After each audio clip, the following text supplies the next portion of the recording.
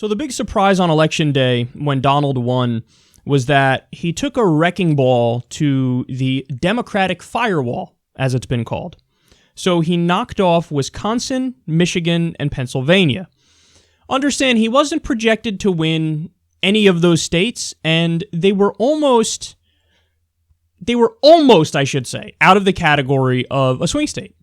They were Democratic-leaning states. In his most vulnerable state of those states, Hillary was still like a 70% favorite to win. So it wasn't, because there were a bunch of states that were legit 50-50. You know, like, for example, Nevada. It was like a 50-50 state. Hillary Clinton ended up winning that. Pennsylvania was 70% hers, and Donald Trump ended up winning it. So he really just took a wrecking ball to that Democratic firewall. And then the question becomes, well, how could that possibly happen? How did that happen? And the Democrats should be doing some self-reflection today. They're not. I'm going to get to a story on that later. But we actually have the answer, and it's buried in some of the data that we got on election night. So I told you guys repeatedly during the primary season, but also during the general election, that Trump's message that resonates the most is going to be his anti-NAFTA, anti-TPP, anti-corruption message. Now, we can, have a discussion about how much he means those things he's saying. And in fact, I would agree with you that he probably doesn't mean it at all, because here's a guy who outsourced his own jobs to Turkey and Bangladesh and China and Mexico. So, I mean, it's very insincere because he didn't even bring his own jobs back here. Never mind, he's going to force all the corporations in the country to do it? I highly, highly doubt it. And the corruption angle, we all know he took money from wealthy donors. So it's not that he means it when he says it, but when he was campaigning, he kept hitting that message, especially in all these rallies and all these places. He would just, keep hitting. Did you know Hillary Clinton didn't even campaign in Wisconsin once because the Democrats assumed that's a total lockdown state for us? And look at what happened. So I told you guys, I think it's because of his anti-free trade message, which is really outsourcing, because those are the places that have been hit the worst by that. And Bill Clinton was the one who signed NAFTA. So this guy is at least partly responsible for helping destroy so many lives there, where people had factory jobs that were middle-class jobs, and now they're either out of work or they got a lower, shittier job. And Donald Trump's going around saying, I'm against that, I'm going to bring you jobs here, we're going to make America great again. It's a good argument. So, what do we know now? Quote, Trump won 65% of voters who said international trade costs jobs, according to exit polls conducted as people cast their ballots Tuesday. In Rust Belt states like Ohio, where he landslided her, used to be a swing state, wasn't a swing state in this election, he destroyed her there, and Wisconsin, an even higher proportion of voters said trade cost jobs. Okay, now, you need to understand just how big of a deal this is. That topic, international trade, that's supposed to be a Democratic layup. Like, that's supposed to be 90% of people who say trade costs jobs, they vote for the Democrat. Why? Because the Republicans have made clear all along, no, we're totally pro-outsourcing. Like, that's our whole thing.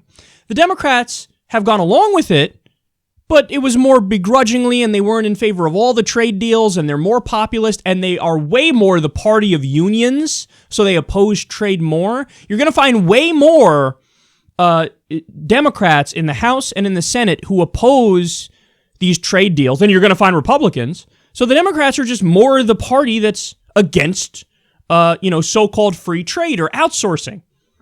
Well, now that totally flipped. Hillary Clinton, since she's a neoliberal, and she couldn't even get the pulse of the American people on this issue, she was like, yeah, I guess I'm tepidly against TPP. And then what happened? She got her ass handed to her, because her opponent was out there saying, I'm against it, I'm against NAFTA, I'm against corruption. And he kept hammering that message home. So on an issue that was supposed to be a Democratic layup, hey, I'm for keeping the jobs here. I'm pro-factory jobs. I'm pro-manufacturing. I'm pro-unions. 90% of those people should have went Democratic. 65% of them went Trump. They went Republican. That's everything. That's the difference right there. Guys, we cover the story. When you go to Michigan, there were some counties where Obama won them in a landslide. He won them by 15 points or more against Mitt Romney. Donald Trump won some of those counties. Well, that's everything. That's everything. So what did he do? He turned out white male voters who've been left behind because they lost their factory jobs by the economy. He ended up turning out angry white male voters, middle-class voters, poor voters. But it wasn't just that. It was also the fact that Hillary didn't excite the base enough, and we gave you the numbers there, too. Obama had 91% of the African-American vote. Hillary had 88%. Obama had 71% of the Hispanic vote. Hillary Clinton had 65%. So it wasn't just that, but that was a big portion of it. And remember, those were the key states. All else being equal, if Hillary Clinton held that Democratic firewall of Minnesota, Wisconsin, Michigan, and Pennsylvania, she would have won. But she lost 3 of the 4. So that was everything. And she has nobody to blame but herself, because on that one message alone, if Hillary Clinton ran a campaign, in fact, let me rephrase it in a more douchey way. If I ran Hillary Clinton's campaign, I would have had her basically being like Bernie Sanders. Now, it's Hillary Clinton, so it would have been a lie, because she's not like Bernie Sanders. She's a neoliberal, and she's a center-right hawk. So she's not that. But if I was running her campaign, and when they're running, the whole thing is, I just got to try to win, so how do I win? If I were running her campaign, I would have dropped all the PC bullshit, all the ads where Trump is cursing and you see the kids looking at the TV screen like, oh, he's so mean. All that, drop it. Forget about it. Gone. That argument is not going to work. Doesn't mean anything. If anything, you're highlighting something people like about him. Yeah, he's rough around the edges and he says whatever's on his mind. He's got no filter. So people like that, and you're like, let me highlight that for them. Why would you do that? Drop all that, and I would one-up that message of Trump.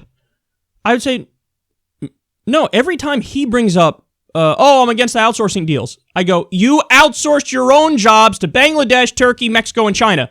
It would be like a reflex at the end of it, where anytime you mention that, boom, I'd have her respond with that every time to remind everybody, you're not against outsourcing. You literally do it right now. You have jobs overseas right now. And then I'd say, if I was Hillary, I'd go out there and say, I have all the union endorsements. You want to know why? Because I'm against the deals. Yeah, guess what? I used to support NAFTA. That was a horrible decision. And I will renegotiate it. I will get us out of it. And I'm going to do it starting day one. If she made that argument, she would have beat Trump. Drop the PC bullshit. Bring in the populist rhetoric on trade. That alone, that one issue, because then she would have held what was supposed to be, Democratic-leaning states. You would have held it. But you didn't end up doing it. So, look, I told you during the primary and during the general election, he's different from other Republicans. Watch the fuck out. He's not like the other Republicans. Marco Rubio ain't a populist. Marco Rubio isn't saying he's not going to cut Social Security. Marco Rubio isn't saying he's going to rebuild infrastructure. Jeb Bush isn't saying these things. These guys aren't anti-trade. They're out there saying we got to do more trade deals. He's not saying that. Look out. Watch out. Oh my God, he's a populist. Sure, he's a bigot, but you're focusing on the bigotry and you're not responding to his economic message. Oh God, here's anyone. I predicted she would edge it out with 279 electoral votes. Wrong. Wrong. He did it specifically because he broke down that Democratic firewall, and he did it mostly on this issue.